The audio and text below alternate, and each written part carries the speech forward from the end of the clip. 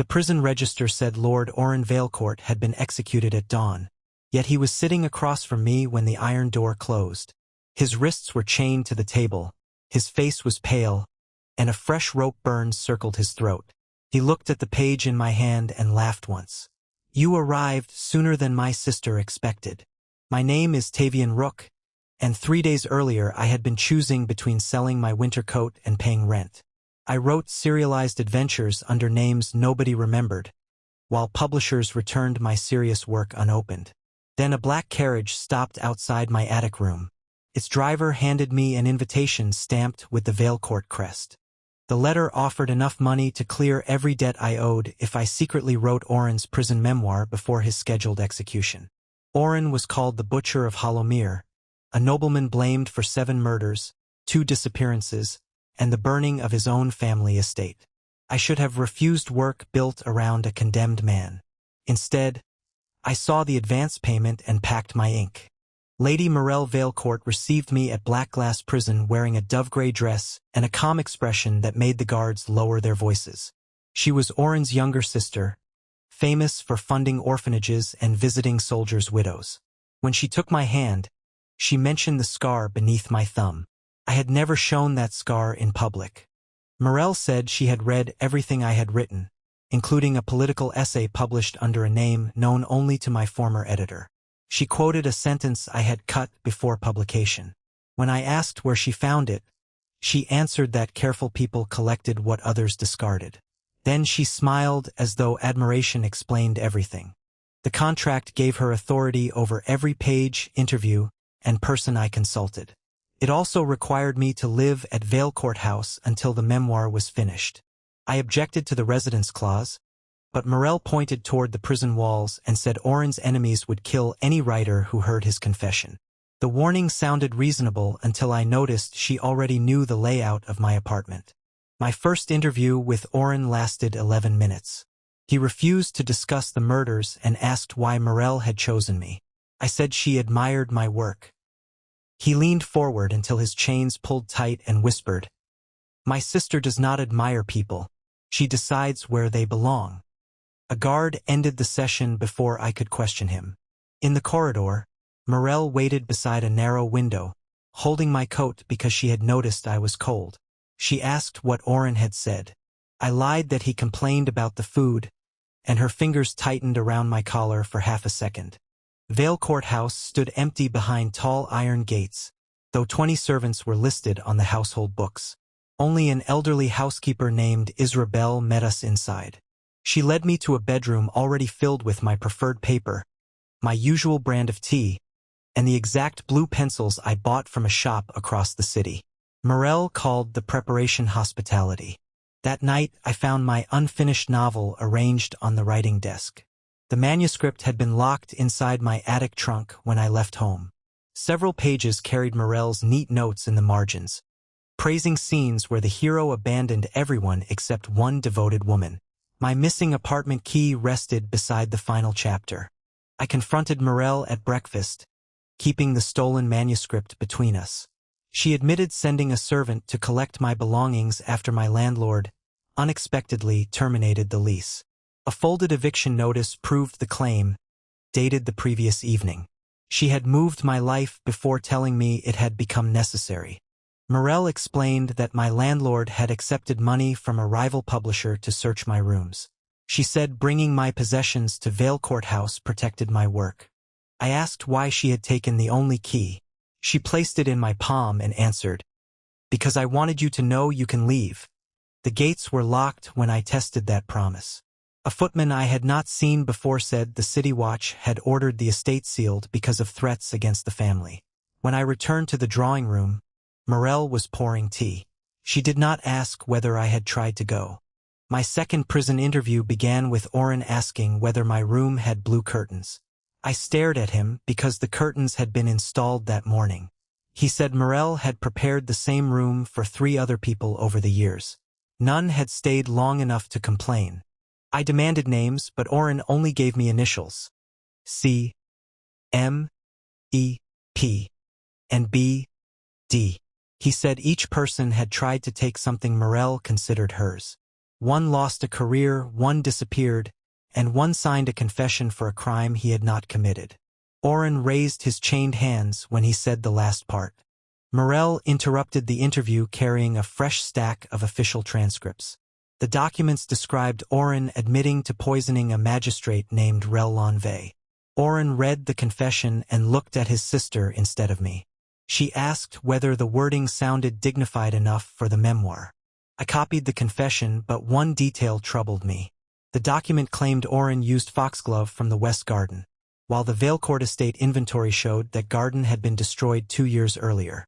Morel corrected me before I mentioned it, saying the transcript contained many clerical errors. She had been watching my eyes move across the page. Back at the house, I searched the library for old estate maps. Every volume concerning the West Garden had been removed, leaving clean gaps on dusty shelves. Isra found me there and quietly returned one missing atlas. She warned me not to open it where the mirrors could see. The atlas contained a servant's map showing a hidden passage between Morel's childhood room and the West Conservatory. A date beside the passage matched the magistrate's death. Someone had circled the route in red pencil. The pressure marks looked identical to Morel's notes in my novel. Before I could copy the map, a mirror panel clicked open behind me. Morel stepped from the concealed passage and asked whether I enjoyed exploring other people's homes. Her tone remained gentle, but 2 servants blocked the library doors. I told her I was researching the memoir, and she accepted the answer too quickly. She invited me to dinner and placed the atlas beside her plate. Throughout the meal, she described the magistrate as a cruel man who had tried to send Oren abroad. She never admitted entering his house, yet she knew which wine he drank and which window his study overlooked. Oren's confession suddenly felt written around her memories.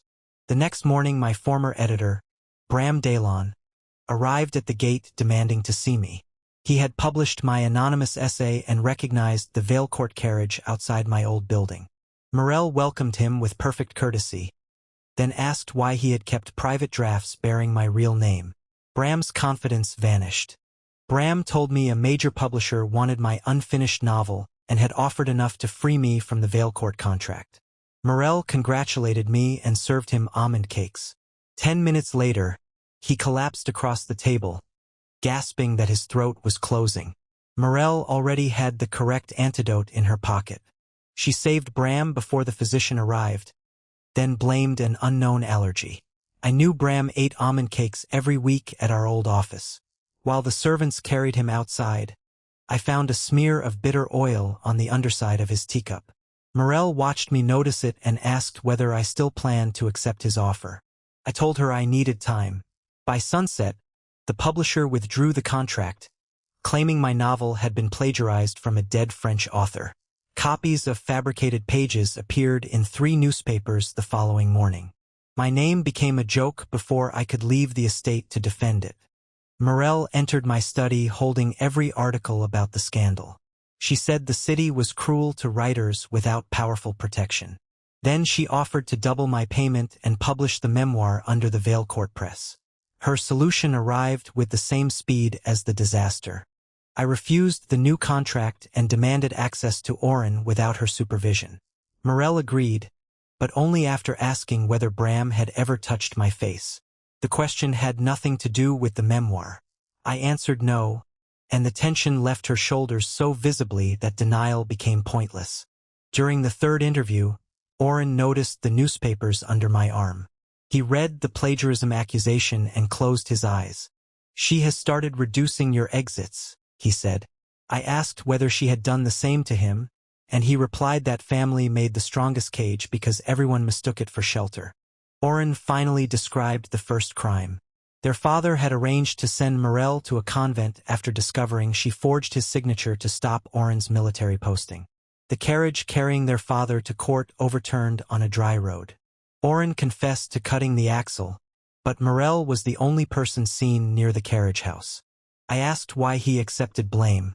Oren said their father had beaten Morel whenever she interfered with family plans, while praising Oren for obedience.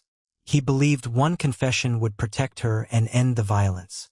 Instead, it taught her that someone who loved her would absorb every consequence. The prison bell rang, and Oren pushed a torn scrap beneath my notebook.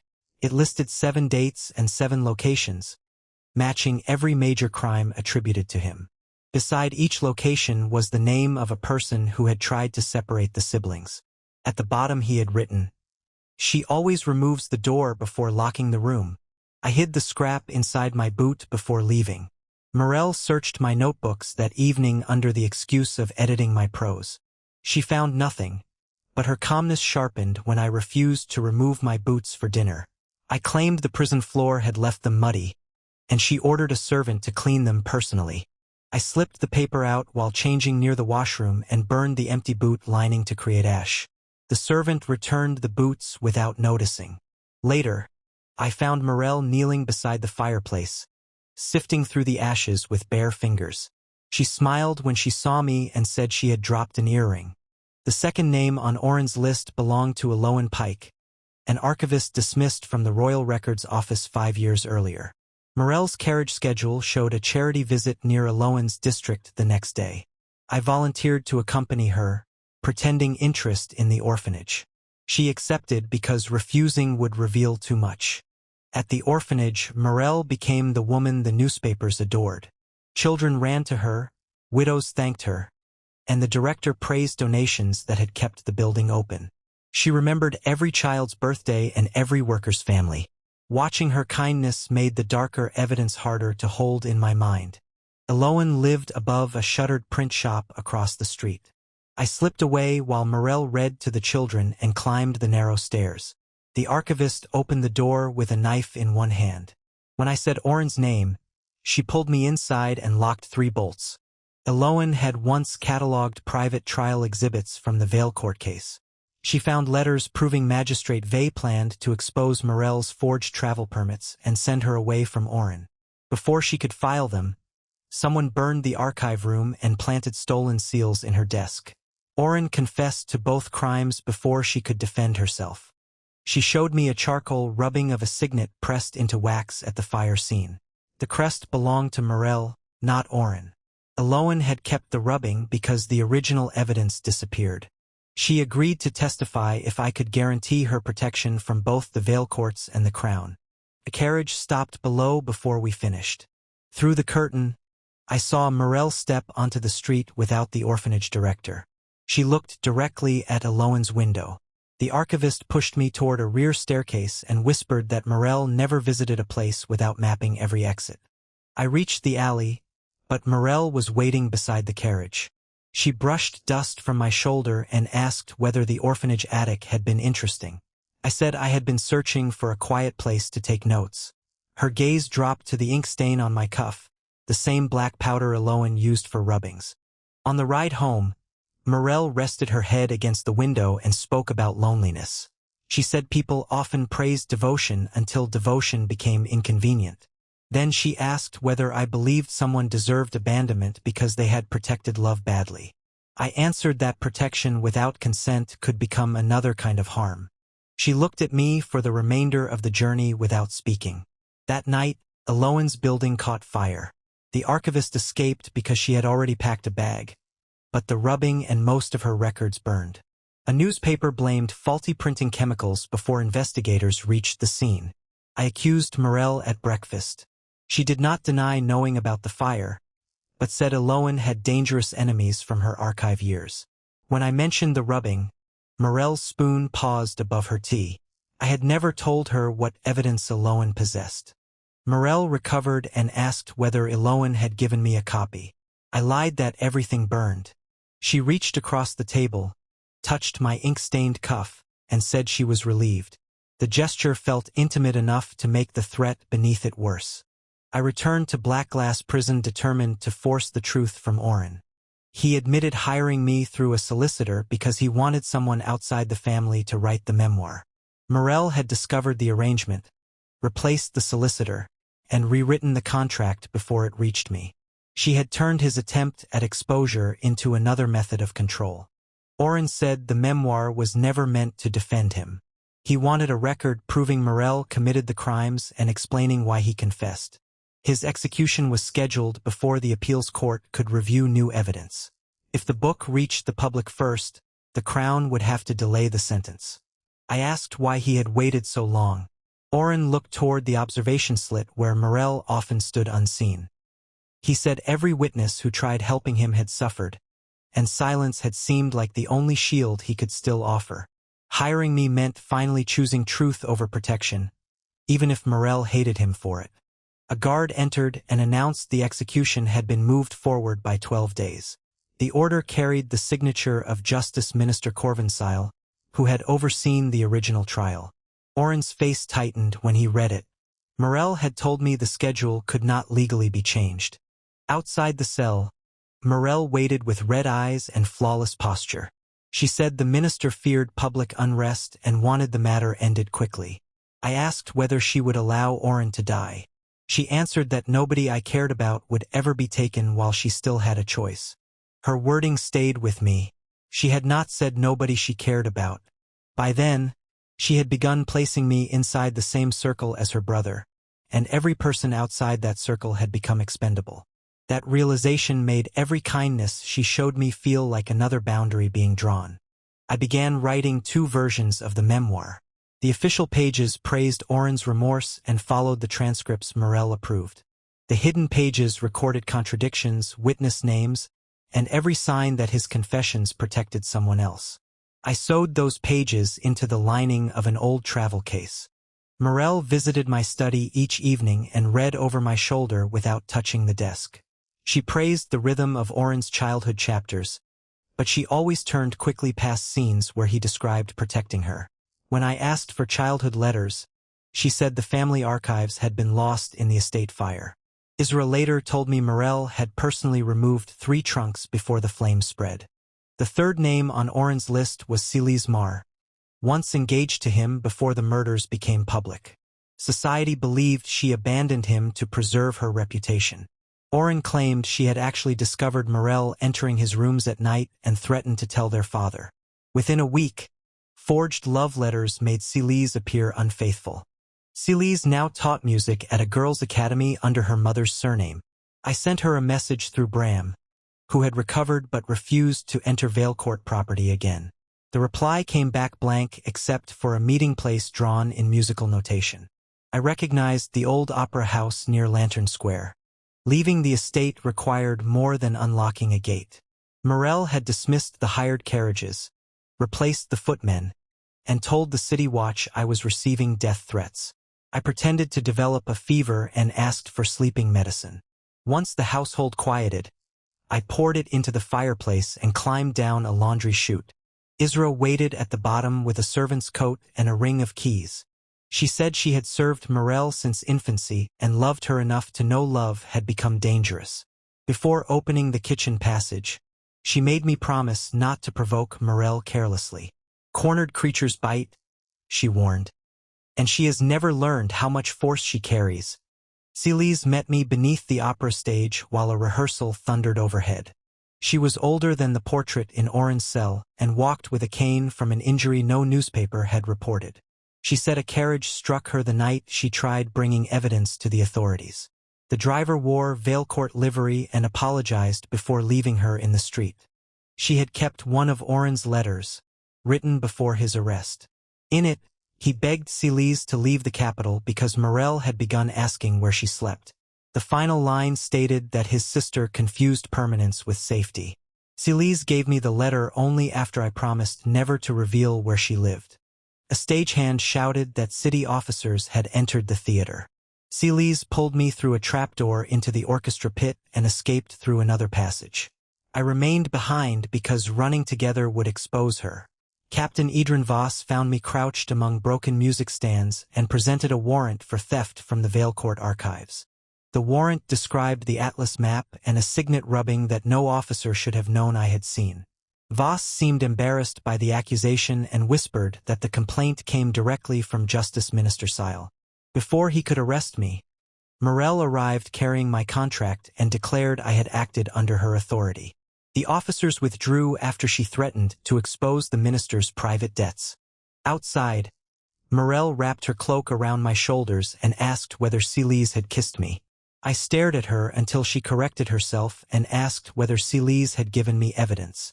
The order of those questions revealed what mattered more to her.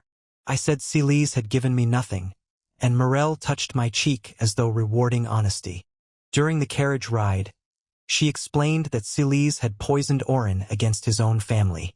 Morel described the broken engagement as a rescue, not an attack. She admitted creating the forged letters but insisted the carriage injury was an accident arranged by someone else. The distinction seemed important only to her. I asked whether she had fabricated the plagiarism scandal against me. Morel looked through the window and said my publishers had never valued my work correctly. She had merely accelerated their betrayal so I would stop begging people who enjoyed watching me fail. Then she offered to restore my reputation whenever I was ready to remain with her willingly. I told her consent manufactured through ruin was not willingness. Her expression faltered, and the carriage stopped so abruptly that the horses cried out. Morel ordered the driver away and sat opposite me in the dark street. She asked what she should have done when every path I might choose led away from her. I answered that she could have asked me to stay. She laughed softly, without humor, and said people always promised to remain while an easier life waited elsewhere. Her mother had promised, her father had promised, and even Oren had promised before accepting a military commission. Morel had learned to trust blocked roads more than spoken affection. At the house, I discovered my travel case had been opened. The official manuscript remained untouched, but the stitched lining had been cut away. My hidden pages were gone. On the pillow lay a fresh notebook with the first sentence already written in Morel's hand. Tavian chose the truth that kept us together. I carried the notebook to her bedroom and found the door unlocked. Morel sat before a mirror, reading my secret memoir pages one by one. She had organized them into 3 piles: errors, betrayals, and useful material. When I tried taking them, she pressed a letter opener against her own palm until blood appeared. She said she would rather injure herself than let me publish pages that could lead Oren to execution and me to prison. I told her Oren was already condemned because of her crimes. Morel's voice broke when she answered that confessing now would only exchange one sibling for the other. She believed saving him required controlling the story, not revealing it. I stepped closer and took the letter opener from her hand. She watched my fingers wrap around hers and became unervingly calm. Then she asked whether I would have touched her so gently without the blood. I released her immediately, and the calm vanished into open hurt. Morel burned the secret pages in the bedroom grate while I watched. She did not pretend the act was protection anymore. She said every sentence that encouraged me to leave her would disappear, no matter how many times I rewrote it. The flames reflected in her eyes while she memorized my reaction. The next day Bram sent word that the plagiarism accusation had been withdrawn. The newspapers now claimed I had been deceived by an unscrupulous translator. My reputation was partially repaired, but every publisher still refused my work. Morel had removed the stain while keeping the doors closed. She presented a permanent position as Valecourt biographer with a salary greater than any novelist earned. The contract included a townhouse, staff, and lifetime support for my younger sister, Leora, who lived with relatives in the north. I had never told Morel where Leora lived. Her knowledge turned generosity into a hostage note. I tore the contract in half. Morel gathered the pieces and placed them carefully in her desk instead of becoming angry. She said I often rejected good things when frightened, but she could wait until fear exhausted itself. Her patience unsettled me more than an outburst would have. That afternoon I received a letter supposedly written by Leora, begging me to accept Morel's protection because strangers had begun watching her school. The handwriting resembled my sister's but repeated a spelling mistake Morel had once marked in my manuscript. I held the page over a lamp and found a second layer of ink beneath the signature. The original letter had asked when I planned to visit. I confronted Morel with the altered letter in front of Isra and 2 servants. She did not deny changing it. She said Minister Sile's men truly had asked about Leora, and fear would make me act faster than reassurance. Then she ordered a guarded carriage to bring my sister to Valecourt House before I could object. I ran to the stable and found every saddle removed. Morel followed without raising her voice, explaining that Leora would be safer under her roof. I told her my sister was not another object to collect. Morel answered that people became objects only when careless men treated their safety as negotiable. Isra slipped me the route of the northbound carriage while Morel argued with the stable master. I left through the greenhouse passage, stole a courier's bicycle, and reached the river checkpoint before the Valecourt coach arrived. Leora stepped down furious rather than frightened. She had been told I was gravely ill and asking for her. I sent Leora away with Bram under false names and gave them enough money from Morel's advance to reach the coast. Bram wanted to confront the newspapers, but I ordered him to disappear until I contacted him. My sister hugged me once and demanded that I stop protecting her with silence. Her words sounded painfully close to Oren's warning. When I returned to the estate, Morel was waiting in the entrance hall with the altered letter crushed in one hand. She asked where Leora had gone. I refused to answer, and she dismissed every servant except Isra. The locked front doors sounded heavier when the final bolt slid into place. Morel admitted she had placed men near Leora's school months earlier. She claimed they were guards, though none had introduced themselves to my sister. I asked whether she understood how closely her protection resembled a threat. She replied that the difference was intention, and I said consequences mattered more. Her restraint finally cracked. Morel swept a vase from the table and demanded why everyone trusted strangers more than her. She had saved Bram, funded the orphanage, protected Oren, and given me everything publishers denied. I told her every gift carried an invisible chain, and she stared at the broken porcelain as though I had described something she could not see. She ordered me confined to my room until Leora's location was revealed. I expected guards, but Morel dismissed them and locked the door herself. Through the wood, she promised food, books, and every comfort I requested. The only thing she would not provide was distance. My room had one window overlooking a 30-foot drop. The hidden passage behind the wardrobe was more useful, though Morel believed only she knew it existed. Isra had shown me the latch during my first week. I entered the narrow corridor and followed the sound of Morel speaking through the walls. The passage opened behind her private study. Morel was giving instructions to a newspaper editor through a speaking tube.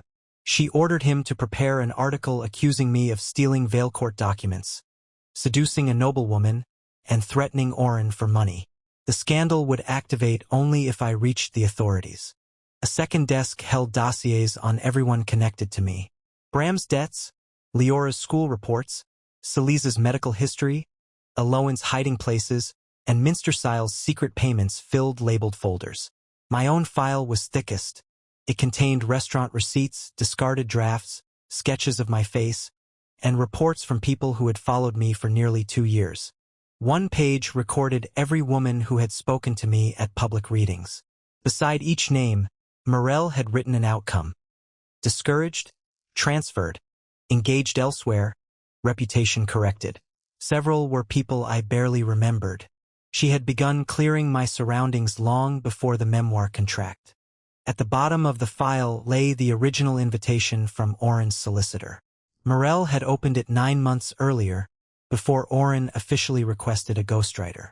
She had read my anonymous essay, investigated my history, and waited until I became desperate enough to accept any offer. My poverty had not caused our meeting by chance. She had preserved it as an entrance. I copied the most important pages using thin onion paper hidden inside my shirt.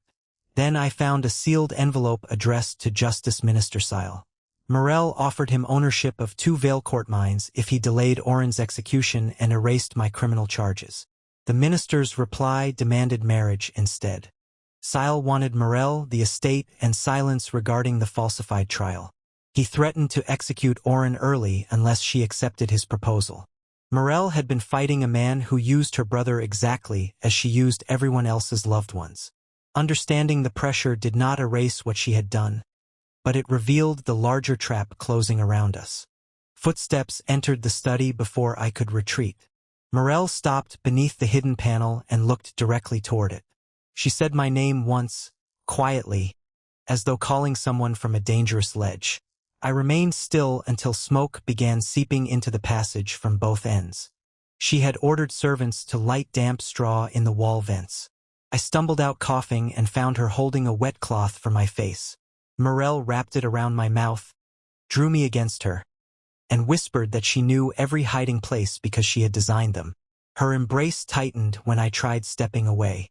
I asked whether she planned to burn me out every time I resisted. She said smoke frightened people without leaving permanent harm. Then she searched my shirt and found the copy dossiers. She read the top sheet, saw the list of women, and looked embarrassed rather than guilty. Morel tried explaining each entry. One woman had mocked my accent, another had intended to exploit my debts, and a third had only wanted access to the Veilcourt name. I asked how she could know motives without letting me discover them myself. She answered that uncertainty was a luxury she could not survive.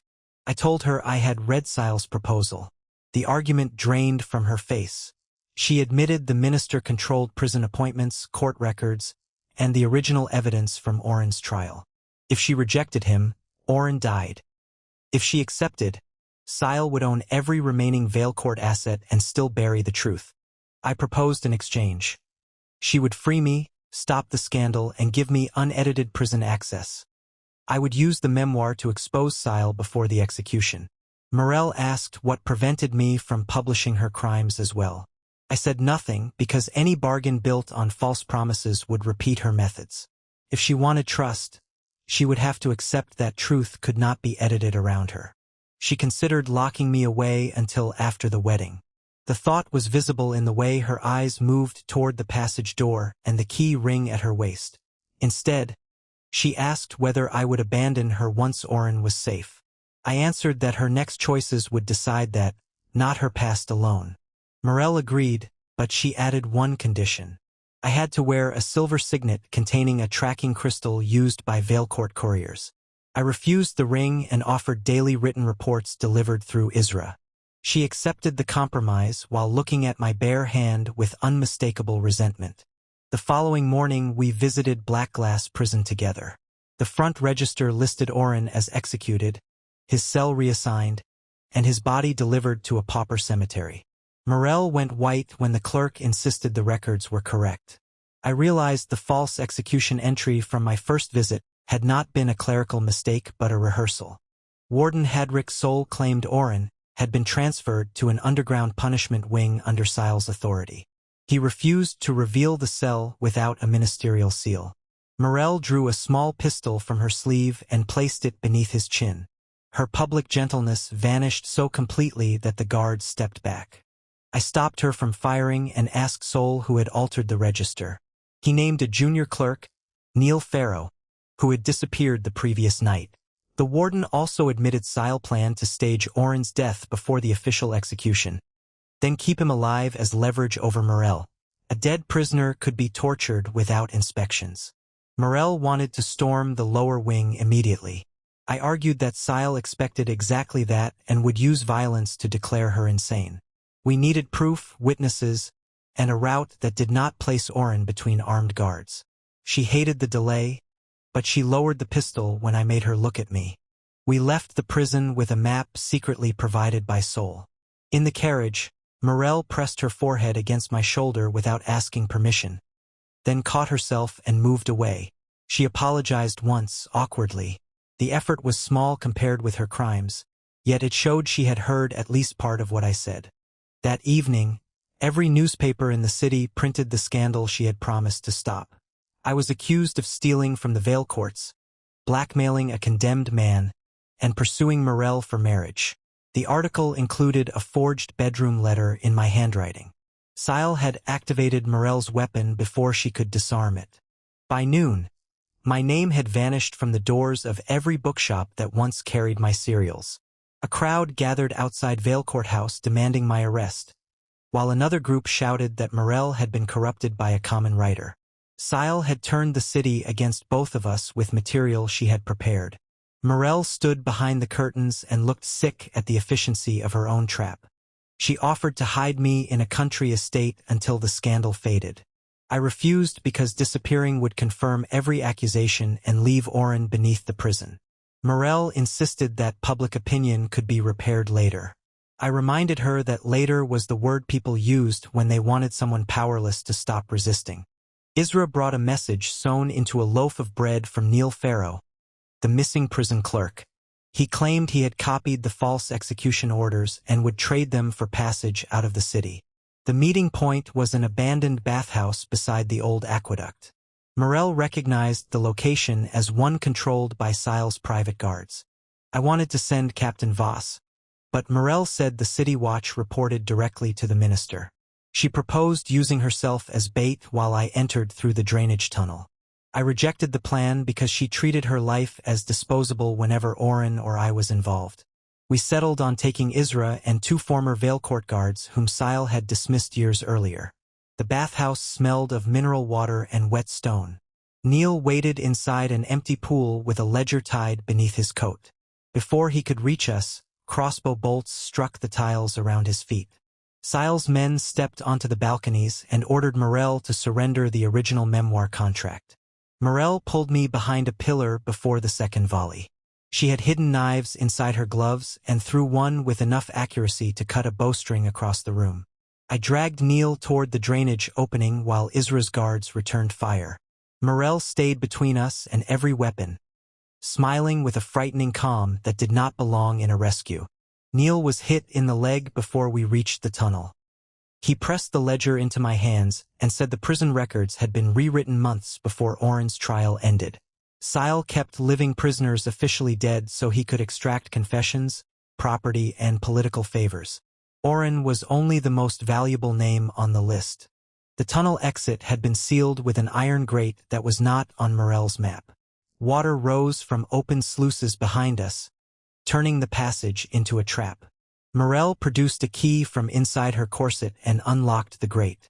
When I asked how she possessed it, she admitted she had inspected the aqueduct after learning Bram once used it to visit my old district. We escaped into a tannery yard while the bathhouse flooded. Neil fainted from blood loss, and Morel ordered the guards to carry him to Valecourt House. I said the estate was the first place Sile would search. She answered that she had prepared another location for emergencies involving me. The location was a sealed apartment beneath an abandoned chapel. It contained food, medicine, spare clothes in my size, copies of my books, and a bed already made. A wall calendar showed the apartment had been stocked 8 months before I signed the memoir contract. Morel had built a hiding place for us before we had even met. I asked whether she planned to bring me there willingly. Morel said she had hoped never to use it, though the door locked from the outside and the windows were painted onto stone. She called it a sanctuary. Neil, half conscious on the bed, muttered that sanctuaries usually included exits. While Isra treated Neil, I examined the ledger. It contained payments from Sile to prison officers, newspaper owners, and a physician who certified false deaths. One entry showed Morel paying the same physician 2 years earlier. She took the book from me before I could read the attached name. I demanded the ledger back. Morel admitted she had arranged a false death certificate for Celise after the carriage attack, allowing Celise to disappear from Sile's agents. She had also used the physician to hide 2 witnesses rather than kill them. Her methods were illegal and controlling, but not every vanished person on Oren's list was dead. Celise was one of the initials Oren had given me, and Morel had protected her after destroying her engagement. The contradiction made Morel harder to judge and more dangerous to underestimate. She could ruin someone, save them, and believe both actions proved devotion. Her morality changed according to who she feared losing. Neil woke and identified the route into Oren's underground cell. The punishment wing connected to an old courthouse tunnel used for private interrogations. Sile planned to move Oren through it during the public execution ceremony, displaying a weighted coffin while keeping the real prisoner elsewhere. We had 4 nights before the transfer. I proposed exposing the false death ledger immediately. Neil warned that Sile would burn the prison and blame a riot if the documents appeared before Oren was removed. Morel wanted to kill Sile privately and end the threat at its source. I told her murder would leave his system intact and make every accusation against her easier to believe. She asked whether I would stop her even if killing him guaranteed Oren's survival. I said yes, because guarantees purchased through secret violence had created this entire disaster. Morel looked wounded, then asked whether I would still stop her if Sile aimed a weapon at me. I could not give the answer she wanted, and she noticed. We spent the night copying the ledger by hand. Morel knew Sile's ciphers and translated payment codes while I organized the evidence into a narrative ordinary readers could understand. Working beside her felt dangerously natural. She anticipated my questions, refilled my ink, and remembered which hand cramped after long hours.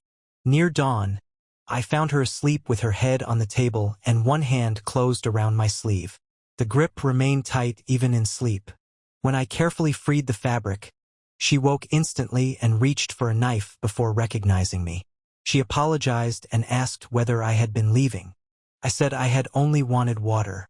Morel stared at the open room as though distance of 5 steps could become abandonment.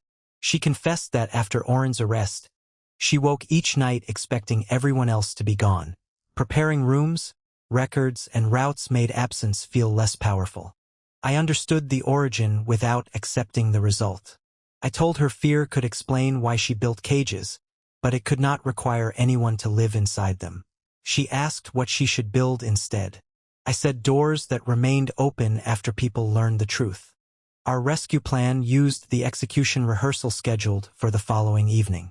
Sile expected Morel to attempt a direct assault, so she would appear publicly at a memorial service across the city. Captain Voss, persuaded by copies of the ledger, agreed to verify her presence. Meanwhile, I would enter the courthouse tunnel disguised as a prison copyist. Morel objected to letting me enter without her. I pointed out that Sile's guards knew her face and expected violence from her, while I was officially a frightened fraud hiding from arrest. She finally agreed after placing a small blade inside my boot and making me repeat the tunnel map from memory. Her need to prepare me bordered on suffocation, but this time the choice remained mine. Before we separated, Morel handed me a sealed packet. She said it contained every document needed to clear my name if she failed to return from the memorial. I asked whether it also contained the truth about her crimes. She answered yes, and the lack of hesitation surprised me more than the confession. At dusk, bells rang for Oren's supposed final night. Morel entered St. Arvan's chapel before hundreds of witnesses, dressed in black and carrying no visible weapon. I watched from a carriage across the square until Captain Voss took his position beside her. Then I turned toward the courthouse tunnel and the prison beneath it. The copyist uniform got me past the courthouse gate, but the tunnel guard compared my face to a newspaper sketch. I claimed the likeness was poor and complained that every thin writer in the capital now resembled Tavian Rook. He laughed and waved me through. My knees weakened only after the door closed behind me. Below the courthouse, the air smelled of lime and stagnant water. Numbered cells lined a corridor omitted from every public prison map. Some held men whose names appeared in Neil's false death ledger. I marked their doors with chalk so Captain Voss could find them later. Oren occupied the final cell, chained upright beneath a dripping pipe. One eye was swollen shut, but he recognized my voice before I reached the bars. He asked whether Morel had sent me. I said she had allowed me to come, and he laughed despite the pain. The key ring hung in a guardroom beyond the corridor. I created a distraction by dropping burning paper into the ventilation shaft, filling the room with smoke without threatening the prisoners. 2 guards rushed toward the alarm bell. I entered through the service hatch and took the keys from a peg beside their untouched supper. Oren could barely stand after days of interrogation. He said Sile wanted a new confession naming me as the architect behind Morel's crimes. When Oren refused, the minister showed him forged reports claiming Morel had already agreed to marry. Oren had finally understood that sacrificing himself never protected her. It only gave new men leverage. We reached the courthouse stairs before Sile stepped from the shadows with 6 armed officers. He carried the original trial file under one arm and my secret memoir pages under the other. Morel had burned copies, not the only version. Sile's people had searched the ashes and reconstructed enough to understand our plan. He offered me a bargain in front of Oren. If I wrote a final confession blaming Morel for manipulating us both, Sile would release me and commute Oren's sentence. The confession would be true enough to survive scrutiny and incomplete enough to preserve the minister. I refused because a selective truth could imprison as effectively as a lie. Sile ordered the officers to break my writing hand. Before they reached me, the courthouse bells began ringing the wrong sequence. Morel had left the memorial, despite our agreement, and used the old Valecourt signal to summon loyal guards. Her silhouette appeared at the upper stairs with a pistol in each hand. She had discovered Sile changed the tunnel schedule and believed I had already been captured. Captain Voss followed with city officers carrying copies of Neil's ledger. The confrontation became public evidence the moment the prisoners began shouting their names from behind the marked doors. Sile could no longer erase everyone without witnesses. Gunfire shattered the lamps. I dragged Oren behind a stone pillar while Morel crossed the corridor toward us, firing only when Sile's men aimed in our direction. She ignored bullets striking the wall beside her. Her refusal to protect herself frightened Oren more than the attack. Sile seized me when I moved to unlock another cell and pressed a blade beneath my jaw. He told Morel to drop both pistols or watch me bleed. She obeyed immediately, placing the weapons on the floor before anyone else could react. The speed of her surrender proved he understood her weakness perfectly. I caught her gaze and shook my head. We had agreed that she would not exchange everything for my immediate safety. Morel's hands trembled at her sides, but she stepped away from the pistols anyway. Sile smiled because he believed love had made her predictable. Oren used his chain to pull one weapon across the floor. I drove my heel into Sile's knee as the pistol reached Oren's hand. Morel lunged, not toward Sile, but toward the blade at my throat. The cut opened her palm instead of my neck. Captain Voss arrested Sile while the remaining guards surrendered. Morel stood with blood running down her wrist and asked whether I was hurt. I wrapped her hand with a strip from my sleeve and told her she had broken the plan. She replied that plans became meaningless when she imagined arriving 1 minute too late. Oren leaned against the wall and told her that was exactly the thinking that had put him in chains.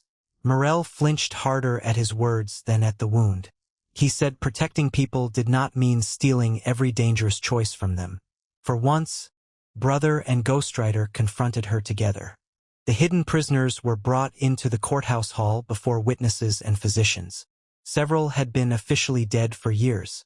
Their existence destroyed Sile's authority faster than any memoir could have. The minister was taken to a guarded chamber while Captain Voss sealed the lower wing. I believe the worst part had ended until Voss opened Morel's sealed packet. It contained evidence against Sile, documents clearing my name, and a written confession to 4 of the 7 crimes blamed on Oren. The remaining 3 were described as Oren's actions taken to conceal hers. Morel had prepared to expose herself if I failed to return. Oren read the confession and asked why she had omitted the carriage attack on Celise. Morel said she had ordered intimidation, not injury, and refused to claim a crime she had not intended. Celise's driver later admitted Sile had altered the order to create more evidence against the Valecourts. The truth remained divided among people who had all manipulated it. Captain Voss said Morel had to be detained while the evidence was reviewed. She did not resist until an officer reached for my arm to separate us. Her injured hand closed around the hidden knife in my boot before I realized she had taken it. Voss's men raised their weapons. I told Morel to give me the knife. She asked whether I would visit her if she entered the same prison as Oren. I refused to promise what fear demanded and said I would decide freely after learning the whole truth. Her face emptied, but she placed the knife in my palm. Voss confined her to Valecourt House under guard rather than Black Glass Prison, because Sile still controlled officers inside the jail. Oren was moved to a military hospital and granted a temporary stay of execution. I should have felt relief. Instead, the city treated Morel's confession as the beginning of a new spectacle. Newspapers printed stories portraying me as her lover, accomplice, victim, or secret husband depending on the editor. Publishers who had rejected me now offered fortunes for an immediate exposé. Bram urged me to accept one before public interest faded. I refused because selling fragments quickly would let another powerful person shape the account. I moved into a small room above Bram's office and began reconstructing the memoir from memory. Captain Voss delivered certified copies of the prison ledger and trial file. Eloan sent a replacement rubbing she had hidden before the fire. Celise agreed to testify if the full book included her own mistakes as well as Morel's. For 6 days, Morel sent no messages. Then a parcel arrived containing every page she had taken from my travel case, unburned and carefully restored. Beneath them lay the permanent Veilcourt biographer contract, torn into smaller pieces than mine. Her only note read, "I am trying to leave one door open." The memoir became harder to write once Morel stopped controlling it. Without her interruptions, I had to decide how much of her kindness belonged beside the crimes. Removing every good deed would create a monster convenient for readers and false to the evidence. Excusing her because the motives were wounded would betray every person she had harmed. Oren recovered enough to speak for an hour each day. He dictated the remaining crimes from a hospital bed guarded by soldiers. 2 had been committed by Sile's agents after Morel threatened their plans, while Oren accepted blame because the minister promised to spare her. The final death belonged to Oren himself, an interrogator killed during an escape attempt he abandoned to protect his sister. The neat story of an innocent brother and guilty sister collapsed. Oren had lied, obstructed justice, assaulted guards, and concealed evidence, even when his reasons began with protection. Morel had forged, poisoned, threatened, stalked, and destroyed lives while sometimes saving the same people later. I wrote both truths because the memoir could not become another family confession shaped around love. Captain Voss allowed me to visit Veilcourt House after Morel requested an official interview. She waited in the library without jewelry, servants, or hidden weapons, while 2 officers stood beyond the doors. The mirrors had been covered with cloth. She said she no longer wanted to watch conversations from walls. I placed the restored pages between us and asked whether she had truly intended them to burn. Morel admitted swapping the bundle at the last moment because destroying my words felt too much like destroying a part of me. She burned blank paper while pretending certainty. Even her most decisive cruelty had contained a secret escape route for herself. She answered every question about the carriage, the forged letters, Bram's poisoning, Eloan's fire, and my ruined contracts. The bitter oil in Bram's cup was meant to cause a frightening reaction, and she carried the antidote because she never intended death. She had paid the newspaper editor, copied my drafts, and preserved my poverty by discouraging employers. Each admission arrived without a request for forgiveness. Then I asked why she chose me before Oren sent the contract. Morel had attended one of my public readings in disguise after finding my anonymous essay. A drunk patron mocked my work, and I defended another writer instead of myself. She decided I was loyal enough to understand Oren and lonely enough to recognize her devotion. She followed my career for 2 years, purchasing rejected manuscripts through intermediaries and preventing a wealthy patron from hiring me overseas. When Oren independently selected my essay as proof of courage, she interpreted the coincidence as fate. I called it surveillance combined with opportunity. Morel accepted my wording even though it hurt her. Before leaving, I asked whether any hidden room still contained my belongings. Her silence lasted too long. Under Voss's authority, we searched the estate and found a staircase beneath the conservatory. It led to an underground apartment built as an exact copy of my former attic room. My old chair, chipped teacup, landlord's wallpaper, and view painted across a false window filled the space. Shelves held every manuscript I had thrown away, including childhood stories sent to Leora. A wardrobe contained clothes in my size and medicine labeled for months into the future. The door could only be opened from the corridor. Morel stood at the threshold and admitted she planned to bring me there if Sile's scandal made the city unsafe. She had imagined announcing my death, hiding me below the estate, and waiting until I understood that the world could no longer reach us. The plan had remained unused, but every detail was ready. Her confession stripped away the progress I wanted to believe was enough. I asked when she abandoned the idea. Morel said she had not fully abandoned it until she handed Voss the sealed packet. Even during our alliance, part of her prepared to save me by erasing my public life. She looked into the copied room and said the place now frightened her because it showed how easily love became architecture. Voss ordered the room sealed as evidence. Morel requested that everything inside be returned to me, including the stolen manuscripts. I accepted the papers but left the furniture where it stood. Taking comfort from the room would blur the difference between recovering my property and accepting the cage built around it. On the 7th night of writing, someone fired through Bram's office window. The bullet struck the wall above my desk, and a second shot shattered the lamp. Voss found a prison officer's insignia in the alley. Sile was confined, but his network remained active and wanted the memoir unfinished. Bram demanded that I move to a guarded government residence. I refused because Sile controlled too many official buildings. Oren suggested the military hospital, while Voss preferred a watch barracks. Morel sent no recommendation, which made me suspect she was planning something larger. At midnight, smoke poured through the office stairwell. I escaped through the roof hatch and found 3 masked men waiting on the tiles. Before they reached me, a rope dropped from the neighboring building. Isra pulled me across while former Valecourt guards covered the alley below. The rescue had been arranged by Morel without Voss's approval. Isra took me to a waiting carriage and said the safe destination had no official records. I ordered the driver to stop. The doors locked, shutters closed, and a sweet chemical scent entered through the vents. I woke in a country manor with sunlight painted across another false window. My ankle was secured by a long chain padded with velvet, and the finished memoir pages sat on a table beyond reach. Morel waited beside the fireplace wearing travel clothes instead of house arrest gray. She had escaped her guards to take me. She said Sile's men would keep attacking until either I died or the book disappeared. Her plan was to announce that the office fire had killed me, destroy the public manuscript, and keep me at the manor until every remaining threat was removed. She promised to release the chain once I stopped trying to return. Nothing in her voice suggested she understood the contradiction.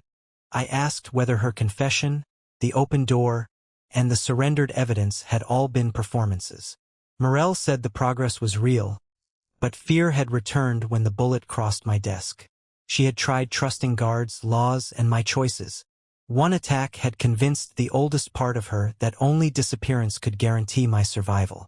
I refused food until she unlocked the chain. Morel sat on the floor outside its reach and read my own unfinished memoir aloud, including the sections condemning her methods. She did not remove the pages or argue with them. After each paragraph, she asked whether living long enough to hate her was still better than dying free. I answered that a life she owned would not prove she saved me. It would prove Sile had frightened her into completing his work. Morel flinched at the comparison because Sile also used confinement, false records, and threatened loved ones. She had become the final jailer after helping expose the others. The manor staff consisted only of Isra and 2 guards who believed I came willingly. I convinced Isra to bring ink by claiming I would revise the memoir.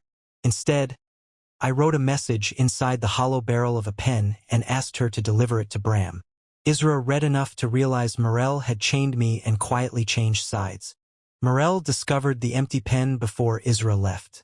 She searched the room, found the hidden message, and dismissed the housekeeper from the manor. Then she returned to my chair carrying a hammer and the key.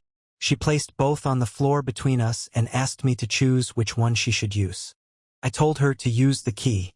Breaking the chain with the hammer would create another dramatic rescue she controlled, while unlocking it admitted the restraint should never have existed. Morel knelt beside my ankle and turned the key with shaking fingers. She placed the open shackle in my hands instead of moving it away. I stood, took the memoir from the table, and told her I was leaving. Morel blocked the door for 3 breaths, fighting an impulse visible in every rigid line of her body. Then she stepped aside. Before I crossed the threshold, gunshots erupted from the front courtyard and shattered the manor's lower windows. Sile's remaining officers had followed the Valecourt carriage from the capital. They surrounded the manor with warrants claiming Morel had kidnapped and murdered me, accusations now strengthened by the chain around my ankle. Their commander offered safe passage if I surrendered the memoir and testified that Morel acted alone. Morel reached toward me, then stopped herself before touching my arm. Isra had managed to leave with my message before the dismissal order reached the gate, but help was still miles away. The manor guards barred the doors while Sile's men poured lamp oil across the veranda. Morel opened a concealed cabinet filled with weapons and escape maps. Every route ended in a locked carriage prepared for 2 people. I rejected the carriages and chose the servants' drainage channel, which opened near the road. Morel said the tunnel was narrow, exposed, and impossible to defend. I answered that it also ended outside her control. After a painful pause, she handed me the map and followed rather than changing the plan. We reached the drainage exit and found Minister Sile waiting with Oren on his knees. Corrupt hospital guards had removed Oren during the confusion and delivered him as leverage. Sile held a pistol against his neck and demanded Morel's confession, my manuscript, and the Valecourt estate seals. He promised to let the siblings live if I disappeared permanently. The offer recreated every trap that had shaped Morel's life. Oren shouted that she must not trade another person for him, while Sile counted down from 10. Morel looked from her brother to me with a desperation that once would have ended in immediate surrender. Her hand closed around the estate seal, but she did not extend it. I told Sile the memoir no longer existed in only one place. Bram, Voss, Eloan, and 3 printers held separate sections scheduled for release if I missed a signal. The claim was partly a bluff because Bram possessed only half the chapters. Sile could not know which half, and uncertainty weakened his certainty. He fired into Oren's shoulder to prove he would escalate. Morel surged forward, but I caught her wrist and forced her to meet Oren's gaze. Her brother remained conscious and ordered her to trust the plan. She shook with rage, yet she stayed beside me instead of offering the estate. Sile's men advanced from the trees. I threw the manuscript into the muddy channel, scattering pages through the moving water. Soldiers rushed after them because nobody knew which sheets contained evidence. The distraction opened a path toward Oren, and Morel moved with me rather than alone. She struck the commander's weapon aside while I dragged Oren behind the stone culvert. A bullet tore Morel's sleeve, and another hit the estate seal hanging from her hand. She could have chased Sile when he retreated toward the road. Instead, she remained with us and pressed cloth against Oren's wound. Captain Voss arrived with city officers before Sile reached his horse. Isra had delivered my message and described the country manor from old household records. Bram came behind them in a printer's wagon carrying the copied chapters. Sile's men surrendered once they saw official witnesses surrounding the road. Sile seized a fallen pistol and aimed at me from beside the carriage. Morel had a clear shot, but Oren lay between them. Instead of firing through her brother's body or offering herself, she shouted a warning and trusted me to move. I dropped behind the culvert as Voss disarmed the minister. Sile's arrest ended the immediate threat, but it did not erase Morel's responsibility. The Crown opened a public inquiry using the ledger, Oren's testimony, Siliza's letter, Eloan's rubbing, and Morel's confession. I testified about the poisoned cup, altered contracts, surveillance files, forged scandal, false letter to Leora, and my confinement at the manor. Morel listened without interrupting or asking me to soften a single fact. The court convicted Sile of unlawful imprisonment, evidence tampering, attempted murder, extortion, and conspiracy. His property funded compensation for the hidden prisoners and families harmed by his system. Several judges and prison officers lost their positions. Black Glass Prison's underground wing was opened to inspectors and never used again. Oren's murder convictions were overturned, though he received a shorter sentence for obstruction, assault, and concealing evidence. Because he had already spent years imprisoned and helped expose Sile, the court released him under supervision. He moved to a coastal village where Siliz sometimes visited as a friend, not a fiancé. Their damaged relationship was allowed to remain unresolved without anyone rewriting it. Morel pleaded guilty to forgery, unlawful confinement, poisoning, arson conspiracy, intimidation, stalking, and interference with witnesses. The court considered her cooperation, the abuse she survived, and the lives she had protected, but it did not call those things innocence. She lost control of the Valecourt estate and received 5 years of restricted residence, mandatory treatment, and direct restitution to every surviving victim.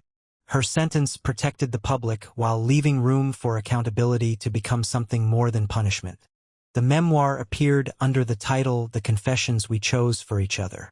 It included Oren's crimes, Morel's actions, Sile's system, and my own willingness to ignore warning signs when money and fascination made them convenient.